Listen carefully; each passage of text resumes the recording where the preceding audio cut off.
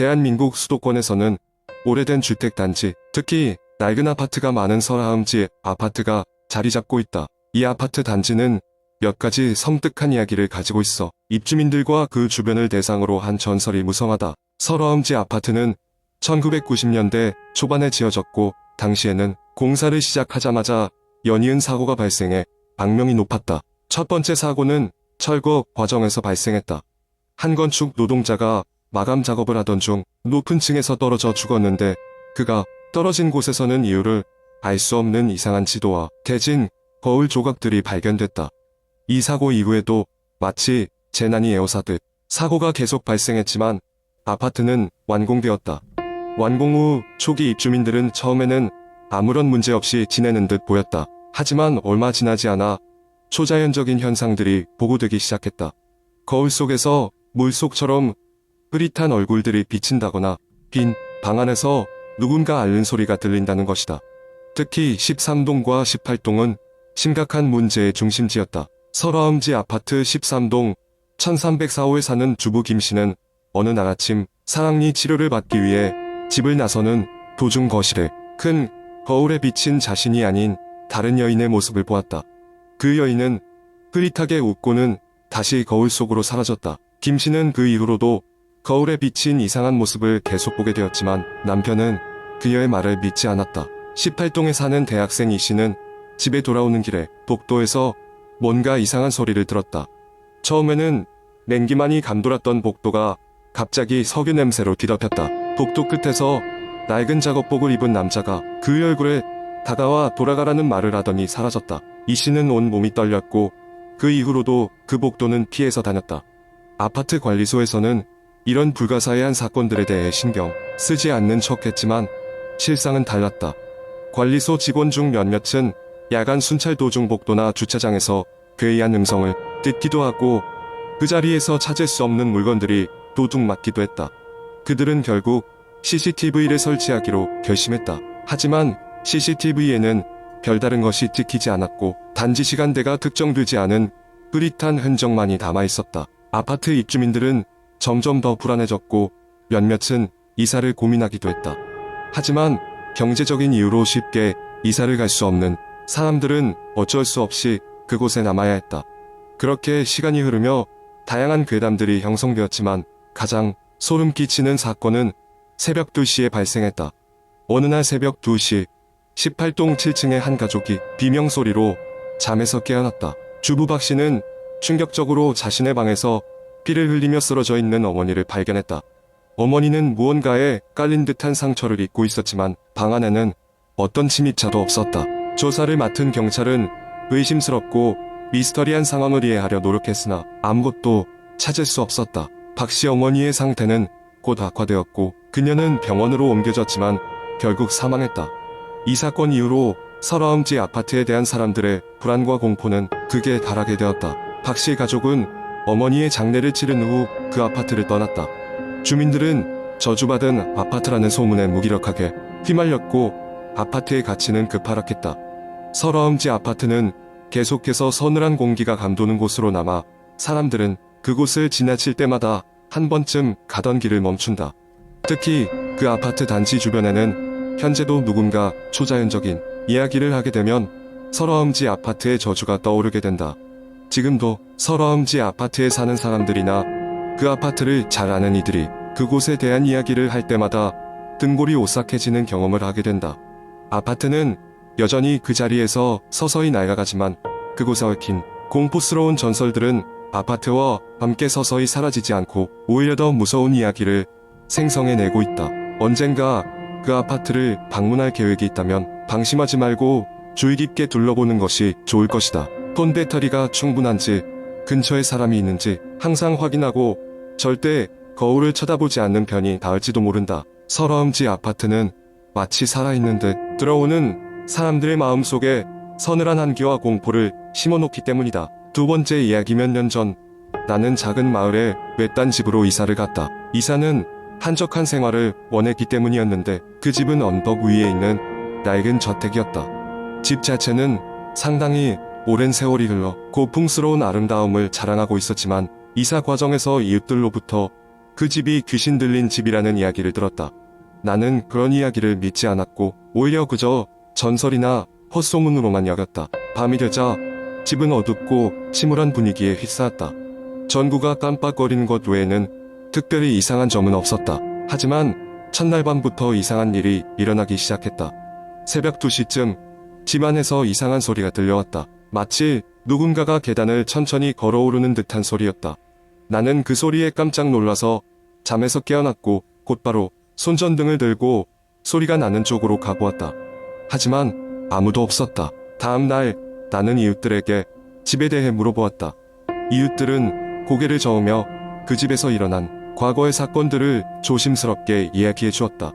수십 년 전 그 집에는 한 가족이 살고 있었는데 어느 날 밤 가족 모두가 한꺼번에 사라졌다는 것이다. 경찰이 조사를 했지만 아무런 단서도 찾지 못했다. 가족의 흔적은 아무것도 남지 않았다. 그 이야기를 들은 후 나는 불안감에 휩싸였다. 하지만 그냥 짐작에 불과하다고 생각하며 일상으로 돌아가려고 했었다. 그러나 집안에서 발생하는 이상한 일들은 점점 더 빈번해지고 심해졌다. 심지어는 벽에서 손톱으로 긁는 소리와 밤마다 들리는 낯선 속삭임 소리도 있었다. 어느 날 밤 나는 부엌에서 이상한 냄새를 느낄 수 있었다. 아무리 찾아도 그 출처를 찾을 수가 없었다. 냄새는 점점 더 강해졌고 결국 나는 걸음을 멈추고 서 있었다. 그때 갑자기 부엌의 뒷문이 열리며 차가운 바람이 스쳐 지나갔다. 그리고 나는 그 문 너머에 희미하게 서 있는 한 여자의 모습을 보았다. 그녀는 창백한 얼굴에 긴 머리를 늘어뜨리고 있었다. 순간 몸이 얼어붙은 듯한 공포감을 느꼈다. 나는 서둘러 집 밖으로 뛰쳐나갔고 이웃집으로 향했다. 이웃은 나를 반갑게 맞이해주며 차를 한 잔 주었다. 그들은 나에게 한 오래된 이야기를 들려주었다.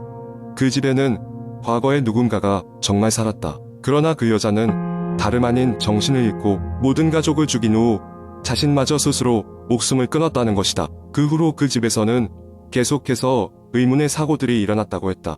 그날 밤 나는 다른 곳에서 잠을 자며 다시는 그 집으로 돌아가고 싶지 않았다. 이사 첫날 밤부터 겪은 일들이 떠오르며 한숨을 쉬었지만 그때는 이미 늦었다.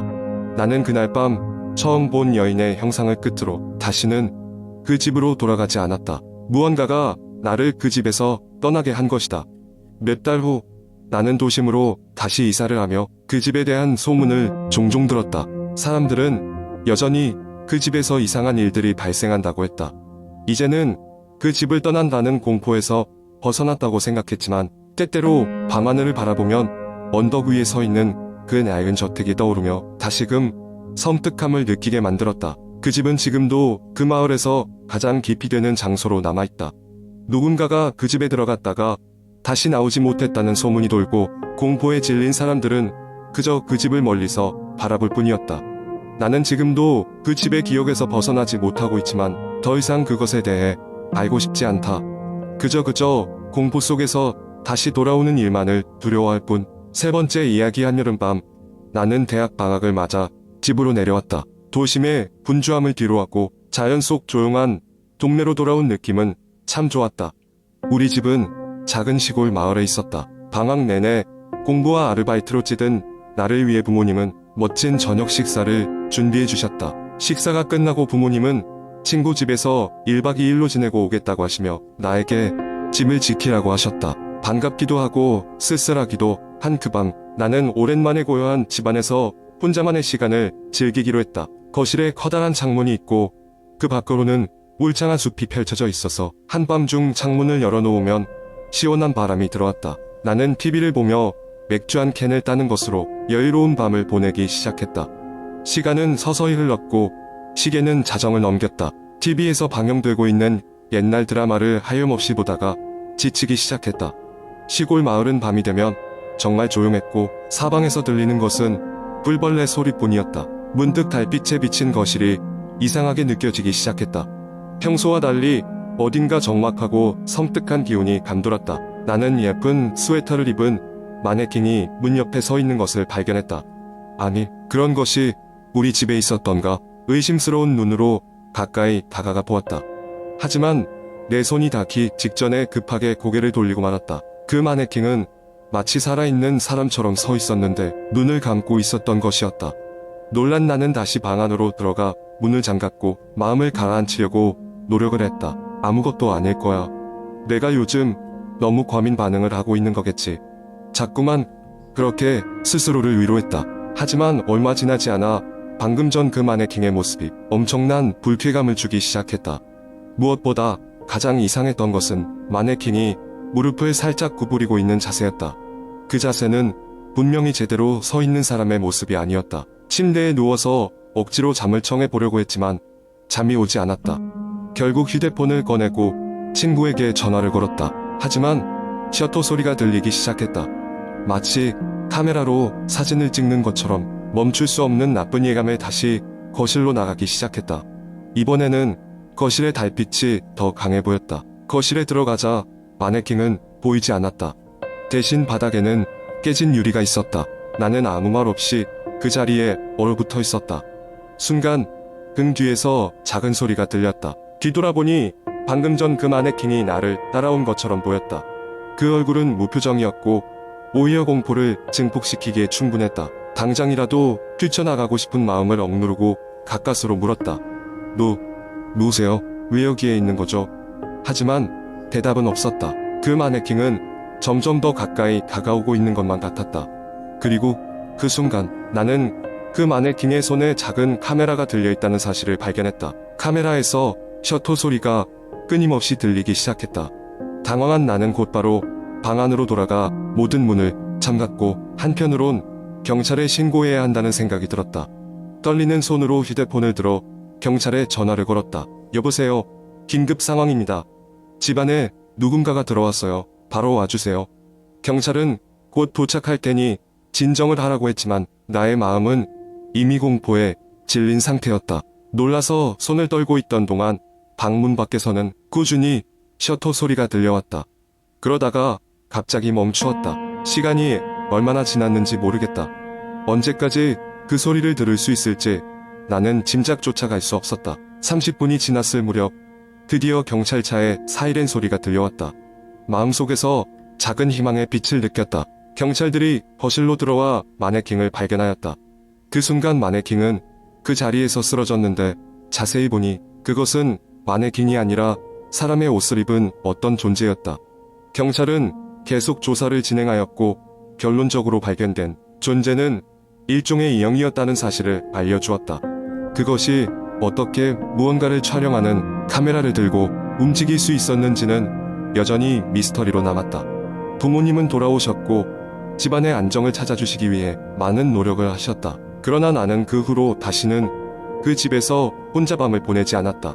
지금도 가끔씩 그날의 공포가 떠오를 때면 나는 여전히 등을 돌리고 확신한다. 어쩌면 초대받지 않은 손님은 진짜로 있지도 않았을 것이라고. 하지만 그 느낌은 내가 결코 잊지 못할 경험이 되었다.